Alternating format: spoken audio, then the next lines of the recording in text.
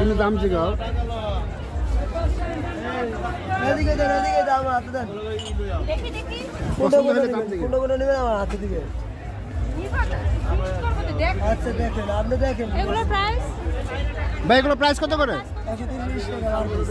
130 হ্যাঁ। One piece. One piece 130 টাকা, এই যে 6 পিস 130 টাকা, ডিসকাউন্ট? টু পিস 130 টাকা। এই যে ডিসকাউন্ট ভাই আমার।